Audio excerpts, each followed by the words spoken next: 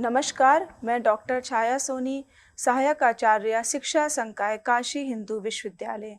स्वयं पाठ्यक्रम हिंदी भाषा एवं अध्यापन विधा, मॉड्यूल संख्या 12, जिसका शीर्षक है हिंदी भाषा शिक्षण में सम उन्नयन क्रियाएं एवं भाषाई व्यवहार। आज के व्याख्यान का शीर्षक है हिंदी भाषा शिक्षण में सम उन्नयन क्रियाएं। इस व्याख्यान के अंतर्गत जिन बिंदुओं पर हम लोग विस्तार से चर्चा करेंगे वे इस प्रकार से हैं। सम उन्नयन क्रिया की अवधारणा, भाषा शिक्षण में सम उन्नयन क्रियाओं का महत्व, सम उन्नयन बनाम उपचारात्मक क्रियाएं, सम उन्नयन क्रियाओं की विशेषताएं और सम उन्नयन क्रियाओं के प्रकार, सम उन्नयन क्रियाओं के व्यवहारिक उदाहरण निष्कर्ष। इस व्याख्यान के पश्चात अधिगमकर्ताओं में जो परिवर्तन आएगा वो सम उन्नयन क्रियाओं को अपने शब्दों में बता सकेंगे, सम उन्नयन क्रियाओं के महत्व से परिचित हो सकेंगे और उसके आधार पर उसका अपने व्यवहार में उसका प्रयोग भी कर सकेंगे। साथ ही साथ सम उन्नयन क्रियाएं और उपचारात्मक क्रियाओं में क्या अंतर है, इसको भी समझ सकेंगे और सम उन्नयन क्रियाओं की विशेषताओं और प्रकारों से भी परिचित हो सकेंगे और परिचित होने के साथ साथ वे विभिन्न परिस्थितियों में इसके उदाहरण को भी दे सकेंगे। भाषा शिक्षण किसी भी शिक्षा प्रणाली की आत्मा है, जो न केवल संप्रेषणीयता को सुनिश्चित करता है बल्कि व्यक्तित्व विकास, भावनात्मक अभिव्यक्ति और सांस्कृतिक चेतना के विस्तार में भी महत्वपूर्ण भूमिका निभाता है। हिंदी भाषा भारत की प्रमुख संपर्क भाषाओं में से एक होते हुए विविध भाषिक पृष्ठभूमियों से आने वाले विद्यार्थियों को एक साझा मंच प्रदान करती है। प्रत्येक कक्षा में उपस्थित विद्यार्थियों के भाषाई कौशल, सीखने की गति, रुचियों और पूर्व ज्ञान में भिन्नता स्वाभाविक ही होती है। ऐसी स्थिति में एक समान पाठ्यक्रम और विधि से सभी विद्यार्थियों की आवश्यकताओं की पूर्ति कर पाना संभव नहीं हो पाता है और विशेषकर उन विद्यार्थियों के लिए जो किसी भी एक कौशल में थोड़ा-सा पीछे होते हैं या उतनी रुचि नहीं लेते हैं। तो उनके लिए हमें विशेष गतिविधियों की आवश्यकता होती है और जो विशेष गतिविधियां हैं या उनको हमें जो सारे कौशलों में प्रवीण हो जाते हैं और उनके सीखने की गति भी तीव्र होती है, तो उनके स्तर पर लाने के लिए एक चुनौती का सामना करना पड़ता है और इस चुनौती का सामना करने के लिए जो समाधान हमारे सामने प्रस्तुत होता है वो समुन्नयन क्रियाएं होती हैं। अर्थात समुन्नयन क्रियाओं के माध्यम से ही हम उन विद्यार्थियों को भी जो समान स्तर के विद्यार्थी हैं, समान उनकी सीखने की गति है और वो सारे कौशलों के माध्यम से भाषा के माध्यम से विचार विनिमय कर पाते हैं, तो समुन्नयन क्रियाओं के माध्यम से ये संभव हो पाता है। समुन्नयन क्रियाएं विद्यार्थियों की व्यक्तिगत आवश्यकताओं को ध्यान में रखते हुए योजनाबद्ध गतिविधियों का एक ऐसा समूह है जो न केवल पिछड़ते हुए विद्यार्थियों को अपने साथियों के स्तर तक लाने में सहायक होता है, बल्कि उन्हें भाषाई दक्षता में सुधार और आत्मविश्वास के अवसर भी प्रदान करता है। इस व्याख्यान के माध्यम से हिंदी भाषा शिक्षण में समुन्नयन क्रियाओं की अवधारणा और प्रकारों का विस्तृत वर्णन किया जाएगा, जिससे भाषा शिक्षा को अधिक समावेशी, संवेदनशील और प्रभावी बनाया जा सके। अर्थात ये कहने का है कि जब हम भाषा शिक्षण की बात करते हैं तो ये शिक्षण प्रणाली की आत्मा होती है, क्योंकि भाषा के माध्यम से ही विभिन्न विषयों का शिक्षण किया जाता है और जब विभिन्न विषयों का शिक्षण किया जाता है तो उसमें जो हमारे भाषा के कौशल हैं वो एक महत्वपूर्ण भूमिका निभाते हैं, क्योंकि सुनना, बोलना, पढ़ना, लिखना और उन 4 कौशलों में से 4 कौशल के माध्यम से ही शिक्षण अधिगम की प्रक्रिया पूरी हो पाती है। तो किसी अन्य के साथ-साथ हम भाषा के शिक्षण को कैसे प्रभावी बना सकें, जो हमारे कुछ ऐसे विद्यार्थी होते हैं जो उस गति से नहीं सीख पाते हैं जिस गति से अन्य विद्यार्थी सीखते हैं, तो उनके लिए कुछ समुन्नयन क्रियाएँ आवश्यक हो जाती हैं। इस व्याख्यान में समुन्नयन क्रियाओं पर ही विस्तार से चर्चा की जाएगी। समुन्नयन क्रिया की अवधारणा। समुन्नयन शब्द संस्कृत मूल का है, जिसमें सम उपसर्ग का अर्थ होता है संपूर्णता या समुचित रूप से और उन्नयन का अर्थ है ऊपर उठाना या प्रगति कराना। अर्थात सम उपसर्ग लगाया गया है उन्नयन में, तो सम संपूर्ण रूप से, समुचित रूप से और उन्नयन उसको बढ़ावा देना, आगे बढ़ाना या उन्नति कराने से तात्पर्य है। तो इस प्रकार से समुन्नयन का शाब्दिक अर्थ है सभी के समुचित और पूर्ण विकास के लिए उन्हें अर्थात जो हमारे विद्यार्थी हैं उधरगामी बनाना। भाषा शिक्षण के संदर्भ में समुन्नयन क्रिया उन संगठित और लक्षित शैक्षिक प्रयासों को कहा जाता है। मतलब एक ऐसे प्रयास हैं जो संगठित हैं और जो हम पहले से जिनके लिए हम लक्ष्य निर्धारित कर लिए जाते हैं, तो उन प्रयासों को कहा जाता है जो उन विद्यार्थियों के लिए अपनाए जाते हैं जो किसी विशेष भाषा कौशल में अपेक्षित स्तर से पीछे रह जाते हैं। समुन्नयन क्रियाएं केवल उपचारात्मक दृष्टिकोण तक सीमित नहीं रहती, बल्कि विद्यार्थियों के सर्वांगीण भाषाई विकास को भी सुनिश्चित करती हैं। विद्यार्थियों को भाषा के विभिन्न कौशलों सुनना, पठन, बोलना, लेखन, व्याकरण और शब्द भंडार में दक्षता प्रदान करती भी हैं। समुन्नयन क्रियाएं व्यक्तिगत आवश्यकताओं के अनुसार भिन्न-भिन्न रूपों में आयोजित की जाती हैं, जैसे कि तात्कालिक सुधारात्मक गतिविधियां, नियोजित अभ्यास सत्र मतलब जैसे-जैसे विद्यार्थी की आवश्यकताएं होती हैं, शिक्षक को जिस प्रकार की आवश्यकता अनुभव होती है, तो उस प्रकार की समुन्नयन गतिविधियों का आयोजन किया जाता है। व्यक्तिगत हम उनसे संपर्क स्थापित कर सकते हैं, व्यक्तिगत अभ्यास सत्र का आयोजन किया जा सकता है, समूहगत अभ्यास सत्र का आयोजन किया जा सकता है, साथ ही साथ व्यक्तिगत और समूहगत संवर्धन योजनाएं भी बनाई जा सकती हैं। इस प्रकार से कह सकते हैं कि समुन्नयन क्रियाओं का मूल स्वरूप शुद्ध, सकारात्मक, विकासोन्मुख और भविष्यदर्शी होता है, अर्थात सकारात्मक दिशा की ओर, क्योंकि विद्यार्थियों को हम आगे बढ़ाना चाहते हैं, उनको प्रवीण करना चाहते हैं। वो संदर्भ अनुसार वाक्यों, शब्दों का प्रयोग कर सकें। तो इस प्रकार से सकारात्मक दृष्टि लेकर चलता है, विकास की ओर बढ़ता है, आगे की ओर बढ़ता है और भविष्य में उचित दिशा की ओर कार्य करने के लिए प्रेरित किया जाता है, जो भाषा शिक्षण को अधिक संवेदनशील, समावेशी और परिणाम उन्मुख बनाने में सहायक बनता है। भाषा शिक्षण में समुन्नयन क्रियाओं का क्या महत्व है?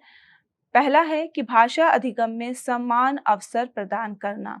कक्षा में सभी विद्यार्थियों की भाषाई दक्षता समान नहीं होती है, अर्थात प्रत्येक विद्यार्थी जो है वो हो सकता है कि कोई विद्यार्थी श्रवण कौशल में अधिक तीव्र हो और कोई विद्यार्थी जो है पठन कौशल में अधिक तीव्र हो।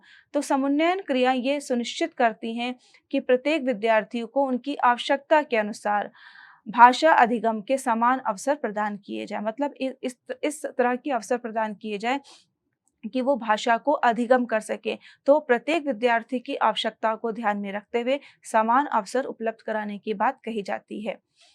जिससे कि जो विद्यार्थी थोड़ा-सा पिछड़े हुए हैं या जिनमें भाषाई कौशल कुछ कम है, तो वो उन विद्यार्थियों के स्तर तक पहुँच सके जिनमें ये समान रूप से उपस्थित है। व्यक्तिगत आवश्यकताओं की पूर्ति के संदर्भ में भी समुन्नयन क्रियाओं का महत्व है कि समुन्नयन क्रियाएं व्यक्तियों या विद्यार्थियों की जो व्यक्तिगत भिन्नताएं हैं, जैसे सीखने की गति और सीखने का तरीका, सीखने का स्तर, इन सब के आधार पर भाषा को सिखाने का कार्य किया जाता है। अर्थात इसको समझते हुए जो व्यक्तिगत विभिन्नताएं हैं, उनको समझते हुए उन्हें लक्षित सहायता प्रदान करती है। कमियों को समय पर पहचान कर सुधार करना। जो विद्यार्थियों की कमियां हैं भाषा के संदर्भ में, जैसे शब्दों के माध्यम से वाक्य रचना करना या मात्रा संबंधी किसी प्रकार की कमी है, तो उनको पहचान करके उसमें सुधार करने के लिए भी समुन्नयन क्रियाएं की जाती हैं। इसके बाद उपयुक्त गतिविधियों द्वारा उन कमियों को दूर करने के प्रयास भी किए जाते हैं। आत्मविश्वास और भाषा के प्रति सकारात्मक दृष्टिकोण का विकास। जब विद्यार्थियों को भाषा में अपनी कठिनाइयों को दूर करने का अवसर मिलता है, तो उनके भीतर आत्मविश्वास उत्पन्न होता है। मतलब जब विद्यार्थी ये समझते हैं कि भाषा संबंधी जो कठिनाइयाँ थीं, उनको दूर करने का हमें अवसर दिया जा रहा है, हम उनको दूर कर सकते हैं, तो उनके भीतर आत्मविश्वास उत्पन्न होता है और समुन्नयन क्रियाओं के माध्यम से उन्हें ये विश्वास हो जाता है कि वे भी भाषा में दक्ष बन सकते हैं और जिससे उनका संपूर्ण दृष्टिकोण सकारात्मक बनता है। समावेशी और न्याय संगत शिक्षा के सिद्धांतों का पालन। समुन्नयन क्रियाएं समावेशी शिक्षा के मूल उद्देश्य को साकार करती हैं। ये सुनिश्चित करती हैं कि कोई भी विद्यार्थी भाषा अधिगम की मुख्य धारा से वंचित ना रहे। अर्थात प्रत्येक विद्यार्थी भाषा को सीखे, भाषा के विभिन्न पहलुओं से परिचित हो, उसके ध्वनि विज्ञान से, उसके रूप विज्ञान से, शब्द विज्ञान से परिचित हो, और जब वो परिचित हो जाएगा तो जो भी उसके द्वारा वाक्य संरचना की जाएगी वो शुद्ध होगी। तो इस प्रकार से प्रत्येक विद्यार्थी जो है वो भाषा अधिगम के विभिन्न जो क्रियाएँ हैं उनसे भी परिचित हो और उसके माध्यम से हम उसको मुख्यधारा में लाने का प्रयास करें। निराशा और वंचना की भावना को रोकना। कक्षा में यदि किसी विद्यार्थी को बार-बार असफलता का अनुभव होता है, तो उसमें निराशा और असफलता का भय उत्पन्न हो जाता है। अगर बार-बार कोई विद्यार्थी किसी भी विषय में असफल हो रहा है, जैसे कि अगर हम भाषा में व्याकरण की बात करें, तो व्याकरण के नियमों के अनुसार वो संधि, समास या अलंकार को सही प्रकार से समझ नहीं पा रहा है और उससे संबंधित उदाहरणों का या प्रश्नों का समाधान नहीं कर पा रहा है, तो उसको निराशा उत्पन्न होगी और फिर आगे भी उसके अंदर ये भय रहेगा कि वो कहीं असफल ना हो जाए। तो समुन्नयन क्रियाएँ, क्योंकि वो इस प्रकार की क्रियाएँ हैं, इस प्रकार की गतिविधियाँ हैं, अगर व्याकरण में कमी दिखाई देती है बच्चों के संदर्भ में, तो उन्हें व्याकरण विभिन्न प्रकार की गतिविधियों के माध्यम से समझाया जाएगा, पढ़ाया जाएगा, जिससे कि विद्यार्थियों के अंदर व्याकरण के विभिन्न नियमों, संधि, समास, अलंकार से संबंधित नियमों की पूर्ण जानकारी हो जाएगी और वो उनको व्यावहारिक जीवन में भी प्रयोग करने में सक्षम हो जाएँगे। तो इस प्रकार से निराशा दूर होगी और उनके अंदर जो असफलता का भय था, वो भी धीरे-धीरे समाप्त होने लगेगा। भाषा शिक्षण को अधिक संवेदनशील और प्रभावी बनाना। समुन्नयन क्रियाएँ शिक्षक को अपने शिक्षण में लचीलापन और संवेदनशीलता अपनाने के लिए भी प्रेरित करती हैं। शिक्षक अपने शिक्षण में लचीलापन लाए और संवेदनशील होकर के शिक्षण कार्य करें, तो इसके लिए समुन्नयन क्रियाएँ इसको प्रेरित करती हैं। इससे शिक्षण प्रक्रिया अधिक छात्र केंद्रित, उद्देश्यपरक और व्यावहारिक बनती है, जो हिंदी भाषा जैसे विषय के लिए अत्यंत आवश्यक हो जाती है। उत्कृष्टता और प्रतिस्पर्धा को बढ़ावा देना। समुन्नयन क्रियाओं का महत्व इस कारण से भी है कि ये उत्कृष्टता को आगे लेकर चलती है और विद्यार्थियों के बीच प्रतिस्पर्धा को भी बढ़ावा देती है। अर्थात प्रत्येक विद्यार्थी एक दूसरे की होड़ में भाषा सीखने का प्रयास करता है, गतिविधियों में शामिल होने का प्रयास करता है और उसके सामने जो विभिन्न प्रकार की भाषा से संबंधित चुनौतियाँ हैं, उनका वो सामना करने के लिए प्रेरित होता है और इस कारण से वो एक दूसरे की होड़ में जो एक दूसरे की होड़ में प्रवीणता को प्राप्त कर लेते हैं। समुन्नयन बनाम उपचारात्मक क्रियाएँ। हिंदी भाषा शिक्षण में समुन्नयन क्रियाएँ और उपचारात्मक क्रियाएँ 2 अलग-अलग क्रियाएँ जिनके मध्य अंतर जानना अत्यंत आवश्यक है। क्योंकि इन दोनों क्रियाओं को आम तौर पर एक ही समझा जाता है, लेकिन भाषा शिक्षण में जब हम समुन्नयन क्रियाओं की बात करते हैं और उपचारात्मक क्रियाओं की बात करते हैं, तो दोनों में अंतर है। भाषा शिक्षण में समुन्नयन क्रियाएँ और उपचारात्मक क्रियाएँ दोनों का अत्यधिक महत्व है, किंतु इन दोनों अवधारणाओं के मूल स्वरूप और उद्देश्य में सूक्ष्म किंतु महत्वपूर्ण अंतर निहित है। एक बहुत छोटा-सा अंतर है, जिसको कि पहचानना बहुत मुश्किल हो जाता है, लेकिन वो अंतर बड़ा महत्वपूर्ण है। उपचारात्मक क्रिया का मुख्य उद्देश्य विद्यार्थियों की विशिष्ट त्रुटियों या कमजोरियों को पहचान कर उन्हें दूर करना है। अर्थात जो विशिष्ट प्रकार की भाषा के संदर्भ में त्रुटियां हैं, सही प्रकार से उदाहरण के लिए सही प्रकार से उच्चारण ना कर पाना, पठन उचित आरोह-अवरोह के साथ पठन ना कर पाना, लेखन शुद्ध ना कर पाना, शुद्ध वर्तनी नहीं लिख पाना। तो इस प्रकार से कमियों को पहचान लेना और उन्हें फिर दूर करने का प्रयास हमारा उपचारात्मक क्रिया के अंतर्गत किया जाता है। वहीं दूसरी ओर अगर हम समुन्नयन क्रिया की बात करते हैं, तो समुन्नयन केवल त्रुटियों के सुधार तक सीमित नहीं है, बल्कि विद्यार्थियों के संपूर्ण भाषा विकास, आत्मविश्वास निर्माण और अधिगम में सकारात्मक दृष्टिकोण विकसित करने पर बल देता है। अर्थात जो समुन्नयन क्रिया है केवल जो त्रुटियां हैं उनका पता लगाना और उनको दूर करने तक ही ये सीमित नहीं है, साथ ही साथ संपूर्ण भाषा के विकास से ही संबंधित है, आत्मविश्वास का निर्माण करता है और जो भाषा का अधिगम हो रहा है उसको सकारात्मक दृष्टिकोण विकसित करने पर बल देता है। समुन्नयन क्रियाओं की विशेषताएं। पहली विशेषता है व्यक्तिगत आवश्यकता आधारित क्रियाएं। प्रत्येक विद्यार्थी की विशिष्ट जरूरतों के अनुसार गतिविधियों का नियोजन और क्रियान्वयन किया जाता है। समुन्नयन क्रिया की पहली विशेषता है कि प्रत्येक विद्यार्थी की अपनी विशिष्ट आवश्यकताएं होती हैं, और क्योंकि व्यक्तिगत विभिन्नता प्रत्येक विद्यार्थी में है, तो उनकी आवश्यकताएं भी अलग-अलग होंगी। तो उन ज़रूरतों के अनुसार गतिविधियों का आयोजन किया जाता है और उनका क्रियान्वयन किया जाता है। उदाहरण के लिए कोई विद्यार्थी जो है वो वर्तनी शुद्ध लिखने में अपने को असक्षम पाता है, तो उसको शुद्ध लिखने के लिए विभिन्न प्रकार की गतिविधियों का आयोजन किया जाएगा, जिसमें वो सम्मिलित हो सके और वर्तनी शुद्ध लिख सके। और वर्तनी शुद्ध लिखने के साथ-साथ वो अपने जब व्यावहारिक जीवन में विचारों में शब्दों का प्रयोग करेगा, लिखने में, बोलने में, तो वहाँ पर वो शुद्धता किस प्रकार से लाता है, इसको भी देखने का प्रयास किया जाता है। सकारात्मक और सहयोगात्मक वातावरण का निर्माण त्रुटियों को सुधारने के अवसर के रूप में लिया जाता है। जो त्रुटियां हैं, उनको सुधारा जो जाता है, वो केवल एक अवसर के रूप में लिया जाता है, ना कि दोषारोपण के रूप में। अर्थात त्रुटियां हो रही हैं तो ये कोई दोष नहीं है, बल्कि हमें सुधारने के विभिन्न अवसर प्राप्त हो रहे हैं। इसके लिए विद्यार्थी या शिक्षक प्रेरित होते हैं। समग्र भाषा विकास पर बल देना केवल एक कौशल जैसे पठन या लेखन नहीं, बल्कि श्रवण, वाचन, लेखन, व्याकरण और शब्द भंडार सभी पर ध्यान दिया जाता है। समुन्नयन क्रियाओं में केवल एक कौशल को लेकर के काम नहीं किया जाता, बल्कि समग्र भाषा पर बल दिया जाता है। तो सभी कौशलों का क्या महत्व है, सभी कौशल किस प्रकार से विद्यार्थी की भाषा अधिगम में सहायक होंगे, उन पर समान रूप से बल दे करके भाषा जो है विद्यार्थी सीखते हैं। सक्रिय और लचीली पद्धति है। समस्या उत्पन्न होने से पहले ही शिक्षण विधियों में विविधता लाकर संभावित कठिनाइयों को न्यूनतम किया जाता है।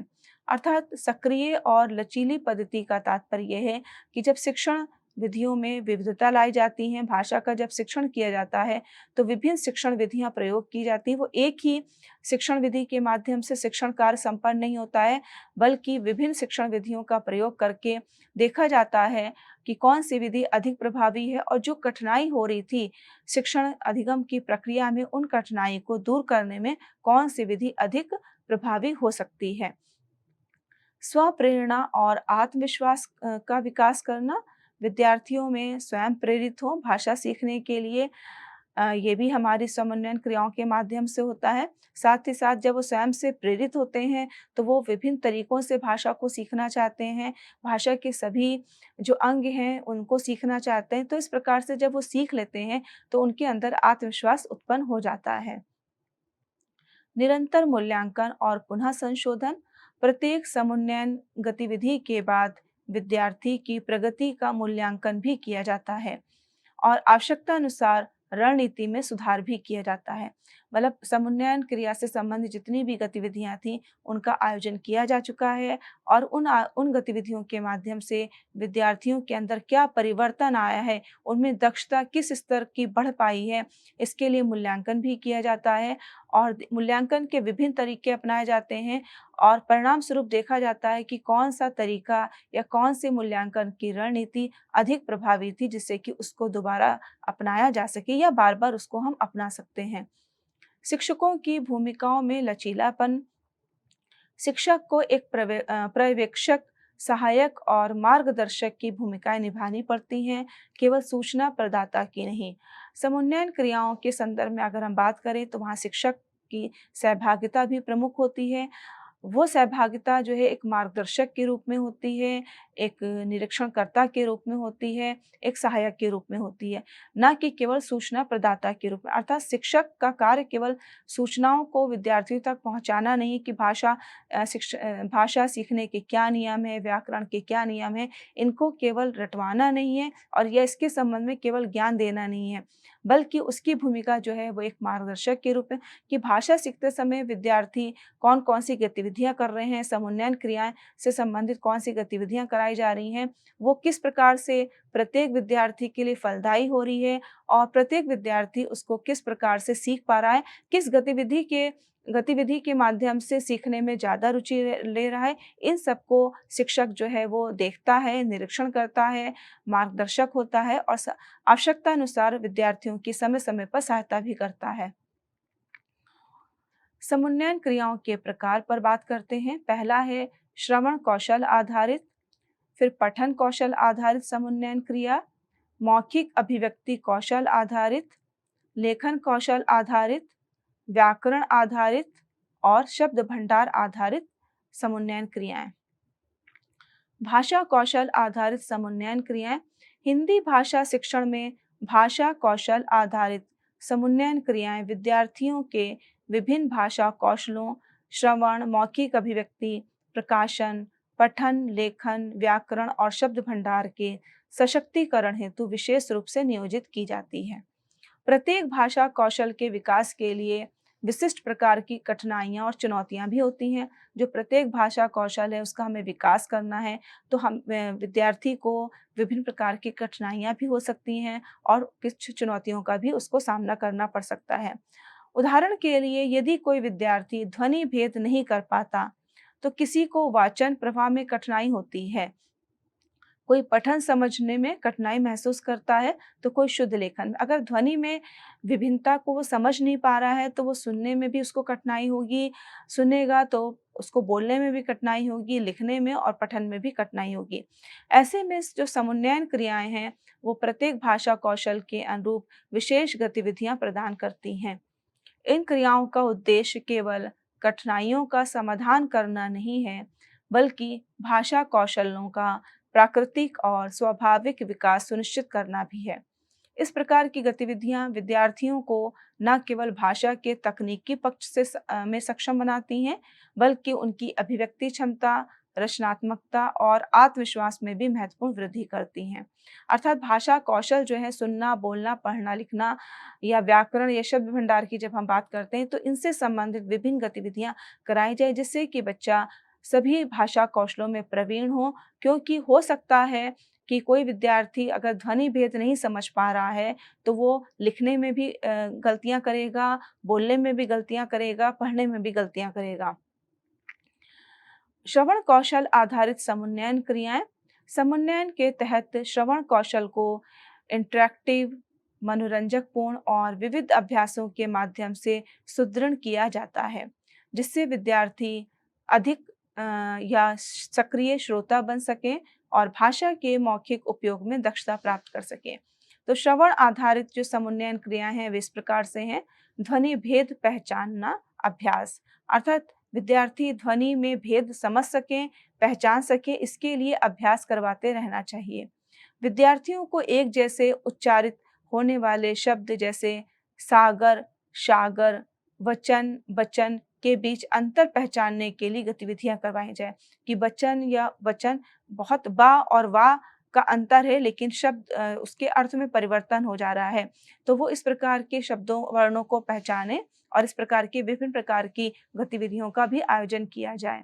निर्देश आधारित खेल, उदाहरण के लिए शिक्षक निर्देश दे, नीला कागज उठाइए, 3 बार ताली बजाइए।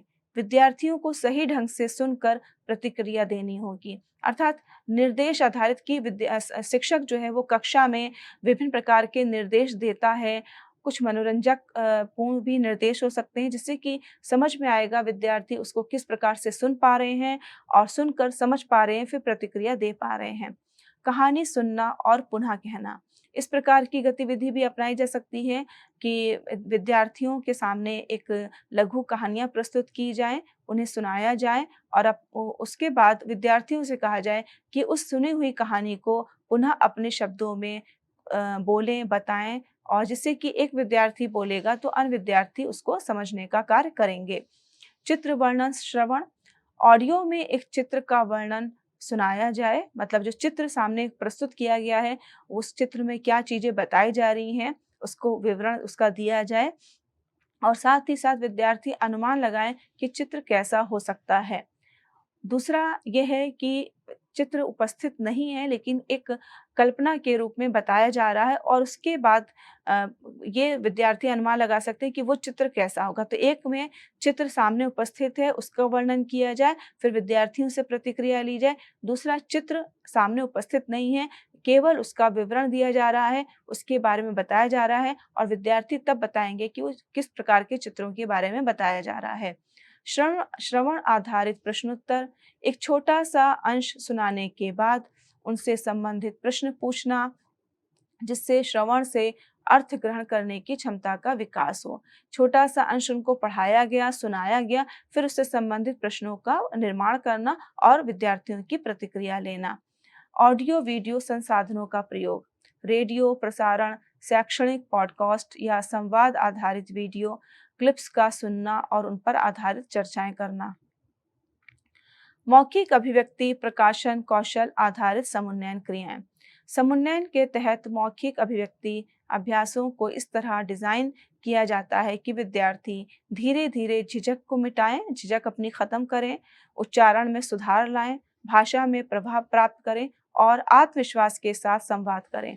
साथ ही इसको रचनात्मक और संवाद परक बनाने पर भी बल दिया जाता है, ताकि विद्यार्थी भाषा को आत्मसात कर सकें, ना कि मात्र रट सकें। अर्थात जब हम मौखिक अभिव्यक्ति प्रकाशन की बात करते हैं तो सुन करके समझना और फिर उसको अभिव्यक्त करना, मौखिक रूप से बोल करके अभिव्यक्त करना। और जब हम बोलने की बात करते हैं तो भाषा की शुद्धता, उच्चारण में शुद्धता होनी चाहिए, एक प्रवाह के साथ बातों को अभिव्यक्त करना होना चाहिए और आत्मविश्वास के साथ संवाद स्थापित किया जाना चाहिए। तो इस कौशल को बढ़ाने के लिए कौन सी समुन्नयन क्रियाएं करवाई जा सकती हैं? वे इस प्रकार से हैं। चित्र आधारित मौखिक वर्णन, विद्यार्थियों के समक्ष विभिन्न प्रकार के चित्रों को उपस्थित किया जाए और फिर उसका मौखिक वर्णन किया जाए। कहानी सुनाना और सुनाई गई कहानी का पुनरुत्थान, एक सरल कहानी सुनाने के बाद विद्यार्थियों से उसे अपने शब्दों में बोलकर व्यक्त करने को कहना। अर्थात जब क्योंकि यहाँ बोलने के कौशल पर हम लोग बात कर रहे हैं, तो चित्र का वर्णन किया गया है, फिर विद्यार्थियों से चित्र के वर्णन को सुना जाए, साथ ही साथ उस एक चित्र दिखाया जा रहा है, उसी भाव से संबंधित दूसरे चित्र दिखा दिए जाएँ। कहानी, छोटी-छोटी कहानियाँ सुनाई जाएँ, फिर कहानियों से संबंधित विद्यार्थी उसी प्रकार की कहानी की रचना करे, उसी कहानी को फिर वो अपने शब्दों में सुनाए। भूमिका निर्वाह, विद्यार्थियों को संवादात्मक भूमिकाएँ सौंपकर वास्तविक जीवन के संवादों का अभ्यास कराना। जो वास्तविक जीवन में भूमिकाएँ निभाई जाती हैं, एक मित्र की, एक शिक्षक की, एक भाई की, एक बहन की, तो इस प्रकार की भूमिकाओं से उन्हें परिचित कराना और उस प्रकार के भूमिका निर्वाह को कक्षा में करवाने से भी वे बोलेंगे और उस विशिष्ट पात्र के रूप में अपनी अभिव्यक्ति कर पाएँगे। कविता पाठ कराना, छोटी-छोटी कविताओं का सधे हुए स्वर, उचित लय और भावपूर्ण अभिव्यक्ति के साथ वाचन कराना। जो छोटी-छोटी कविताएँ हैं, उनका उचित लय, गति, यति के साथ और भावपूर्ण अभिव्यक्ति के साथ वाचन कराना। समूह चर्चा और संवाद अभ्यास, विद्यार्थियों को छोटे-छोटे समूहों में विषय चुन करके चर्चा करना सिखाना, ताकि वाचन स्वाभाविक और आत्मविश्वासी हो सके। मंच पर संक्षिप्त भाषण, विद्यार्थियों को छोटे-छोटे विषयों पर 1 से 2 मिनट धीरे-धीरे इसका समय बढ़ाया जा सकता है। उनको भाषण देने के अवसर दिए जाएँ और समय-समय पर कक्षाओं में भी कक्षा के स्तर पर इस तरह की गतिविधि का आयोजन किया जा सकता है कि पूरे कक्षा में विद्यार्थी बैठे हैं और एक-एक करके विद्यार्थी आएँगे और अपना किसी विषय पर बताएँगे और उपयुक्त शब्दों का प्रयोग करते हुए। पठन कौशल आधारित समुन्नयन क्रियाएँ, पठन को किस तरह से हम उचित प्रकार से विकसित कर सकते हैं, क्योंकि जो सुना है और जो बोला है, अब उसको जो लिखा सामने उसके है, उसको वो पढ़ करके समझेगा और फिर उस पर वो प्रतिक्रिया लिख करके या बोल करके बता पाएगा। तो इसके अंतर्गत जो समुन्नयन क्रियाएँ कराई जाएँगी, वो इस प्रकार से, जिसके माध्यम से ज्ञान, संवेदना और बौद्धिकता, इन तीनों का विकास हो सके, समझ सके, संवेदनशील हो सके और बौद्धिकता का भी विकास हो। शब्द पहचान अभ्यास कराना, फ्लैश कार्ड, शब्दों के खेल और शब्द दीवार के माध्यम से शब्द पहचान का अभ्यास कराना। सहपाठी पठन, जोड़ी बना करके एक विद्यार्थी दूसरे विद्यार्थी के साथ मिलकर पठन का अभ्यास करता है, जिससे दोनों का आत्मविश्वास बढ़ता है। मतलब समूह 2 साथी आपस में मिल कर के पठन का कार्य करें और एक दूसरे की बातों को या जो विषय वस्तु पढ़ रहे हैं उसको भी वो अच्छी तरह से समझ करके एक दूसरे के साथ उसके विचारों को साझा भी कर सकते हैं। चित्र कथा पठन, चित्रों पर आधारित लघु कथाएं देकर विद्यार्थियों से उनका पढ़ना और अर्थ ग्रहण करवाना चाहिए। निर्देशित पठन, छोटे समूहों में शिक्षक के साथ पढ़ते हुए कठिन शब्दों और विचारों को तुरंत स्पष्ट करना। मतलब छोटे समूह में जब शिक्षक के साथ पढ़ा जाता है तो कौन से पठन करते समय कौन से कठिन शब्द आ रहे थे और उसमें क्या विचार स्पष्ट हो रहे थे, इसको तुरंत बता दिया जाता है। स्वतंत्र मौन वाचन, विद्यार्थियों को रुचिकर पुस्तकें प्रदान कर स्ववाचन का अभ्यास कराना। मतलब रुचिकर पुस्तकें, ऐसी पुस्तकें विद्यार्थियों को दी जाए जिसमें उसकी रुचि होगी, तो स्ववाचन के लिए प्रेरित होंगी और उसका अभ्यास करेंगे और जिसके पश्चात पढ़ने के लिए उनको प्रेरित करना तथा पढ़ने के बाद वो सारांश भी लिख सकेंगे। समझ पर आधारित शब्दावली, पढ़े हुए अंश के आधार पर छोटे-छोटे प्रश्न तैयार करना ताकि पाठ का बोध जो हुआ है उसका आकलन किया जा सके। लेखन कौशल आधारित समुन्नयन क्रियाएं, समुन्नयन के तहत लेखन को चरणबद्ध और व्यक्तिपरक या अभिव्यक्तिपरक बनाकर विद्यार्थियों के भीतर लेखन के प्रति रुचि और स्वाभाविकता उत्पन्न करना है। इसके लिए जो समुन्नयन क्रियाएं की जाएंगी, श्रुत लेखन, विद्यार्थियों को इसके लिए प्रेरित किया जाए कि वो सुन करके लिखने का कार्य करें। शिक्षक के द्वारा बोले गए वाक्य या अनुच्छेदों को विद्यार्थी ठीक प्रकार से सुने और वर्तनी सुधार और ध्यान केंद्रित लेखन के लिए ये उपयोगी हो सकता है। अनुलेखन, अच्छे लेखन नमूनों को देखकर सही ढंग से लिखना, जिसमें लेखन का प्रारूप, विराम चिन्ह का उचित प्रयोग और वर्तनी को सुधारने में भी ये सहायक होता है। चित्र आधारित लेखन, चित्रों को दिखाकर कहानी, अनुच्छेद या संवाद लेखन के लिए विद्यार्थियों को प्रेरित करना, जिससे कि रचनात्मकता और कल्पना शक्ति विकसित होती है। सहयोगात्मक लेखन, छोटे समूहों में मिलकर कहानी या अनुच्छेद लिखना। मतलब छोटा सा समूह है, इसमें मिल करके जितने भी विद्यार्थी हैं वो कहानी को लिखेंगे या अनुच्छेद को लिखेंगे। इससे समूह कौशल और लेखन में रुचि बढ़ती है। समूह में कार्य करने की भावना विकसित होती है और लेखन के प्रति भी उनकी रुचि बढ़ती है। प्रेरक वाक्य आधारित लेखन, विद्यार्थियों को एक प्रेरक वाक्य या विषय देकर उस पर लेखन कार्य देना स्वतंत्र लेखन को बढ़ावा देता है। पत्र लेखन, संवाद लेखन और निबंध लेखन का अभ्यास कराना, रोजमर्रा के जीवन से जुड़े लेखन कार्यों से व्यवहारिक लेखन की समझ विकसित होती है। व्याकरण और शब्द भंडार आधारित समुन्नयन क्रियाएं, व्याकरण के लिए जो अगर हम समुन्नयन क्रियाएं कुछ ऐसी हैं जिसके माध्यम से विद्यार्थियों में व्याकरण में वो प्रवीणता हासिल कर सकते हैं, साथ ही साथ उनका शब्द भंडार भी विकसित हो सकता है जिससे कि वो विभिन्न प्रकार के शब्दों का प्रयोग करके अपनी बातों को दूसरों के सामने रख सकते हैं या मौखिक रूप से भी वो विभिन्न नए-नए शब्दों का प्रयोग करके संदर्भ के अनुसार, प्रसंग के अनुसार अपने भावों की अभिव्यक्ति कर सकते हैं। तो इसके लिए व्याकरण का उचित ज्ञान और शब्द भंडार के लिए कौन-कौन सी गतिविधियाँ होंगी, वो इस प्रकार से है। तो व्याकरण के लिए गतिविधियाँ, वाक्य निर्माण अभ्यास, अलग-अलग शब्दों को देकर विद्यार्थियों से सही वाक्य बनवाना, वाक्य संरचना का अभ्यास करवाना। वाक्य पुनर्रचना, एक वाक्य जो गठित हो चुका है और उसमें जो शब्द हैं वो हो सकता है कि उचित स्थान पर ना हो, उनका क्रम सही ना हो, तो बिखरे हुए हों, तो उनको अर्थपूर्ण, क्योंकि वाक्य को जिसके कारण से वो वाक्य अर्थहीन हो जाता है, तो वाक्य को अर्थपूर्ण बनाने के लिए शब्दों को उचित क्रम में व्यवस्थित करना। त्रुटि सुधार अभ्यास, त्रुटिपूर्ण वाक्यों को पहचान कर उनका सुधार करना। व्याकरणिक सजगता बढ़ाने में भी सहायक होता है। व्याकरण इन संदर्भ, कहानी या अनुच्छेद पढ़वा कर उसमें प्रयुक्त काल, कारक, वचन आदि की पहचान करना। रचनात्मक व्याकरण आकार, विद्यार्थियों से अपनी बनाई गई कहानी में किसी एक व्याकरणिक तत्व, विद्यार्थी किसी कहानी का निर्माण करें और उसमें एक व्याकरणिक तत्व जैसे विशेषण या क्रिया का अधिकाधिक प्रयोग करना।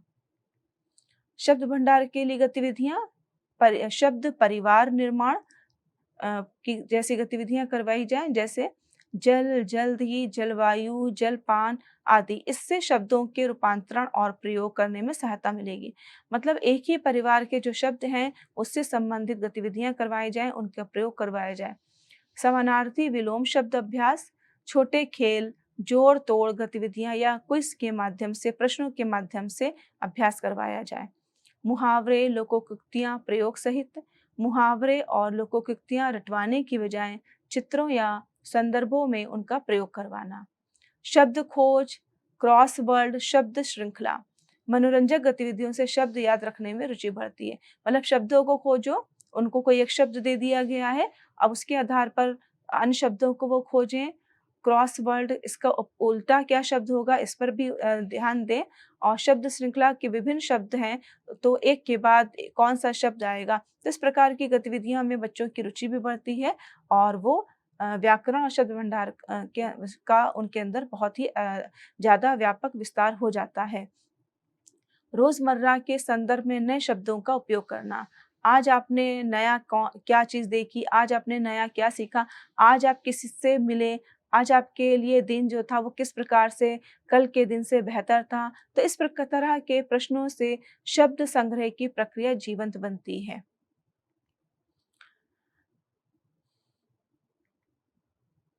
समुन्नयन क्रिया के व्यावहारिक उदाहरण, साप्ताहिक समुन्नयन कक्षा।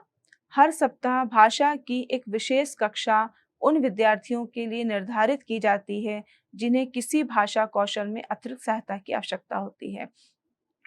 अर्थात एक कक्षा निर्धारित कर दी जाती है जिन विद्यार्थियों को विशेष किसी तरह की सहायता की आवश्यकता होती है। सहपाठी सहायक, कक्षा के सशक्त भाषा प्रवीण विद्यार्थियों को उन विद्यार्थियों के साथ जोड़ा जाता है जो कुछ कौशलों में पीछे हैं। एक सीखता है तो दूसरा सिखाता है की नीति। व्यक्तिगत शिक्षण योजना, प्रत्येक कमजोर विद्यार्थी के लिए उसकी आवश्यकता के अनुरूप अलग योजना बनाना। मतलब प्रत्येक विद्यार्थी अपने आप में मान्य है और उसकी अपनी विशेषता है, तो उसकी उसकी अपनी आवश्यकता है, तो उसको ध्यान में रखते हुए एक योजना बनाना। जैसे शब्द भंडार के लिए चित्र शब्दकोश, लेखन के लिए रचनात्मक डायरी इत्यादि। विशिष्ट भाषा अभ्यास केंद्र, कक्षा में एक ही भाषा कोना तैयार करना जहां चित्र, कार्ड, कहानी की पुस्तकें, वाक्य निर्माण सामग्री आदि रखी जाए और विद्यार्थी स्वतंत्र अभ्यास कर सकें। अर्थात कक्षा में भी एक ऐसा स्थान निर्धारित कर दिया जाए जहां पर भाषा से संबंधित विभिन्न गतिविधियां करवाई जा सकती हैं या भाषा से संबंधित जो सामग्री है उनको वहां पर रखा जा सकता है और विद्यार्थी जिससे कि उनको दिन प्रतिदिन देखते हैं और अभ्यास भी करते हैं। भाषा मित्र व्यवस्था, कक्षा में प्रत्येक विद्यार्थी को एक भाषा मित्र भी दिया जाता है, अर्थात एक व्यक्ति जो किसी दूसरे व्यक्ति को भाषा सीखने में सहायता करता है, जो प्रत्येक विद्यार्थी के साथ उसके अभ्यास, लेखन, जांच और वाचन सुधार में सहायता करता है।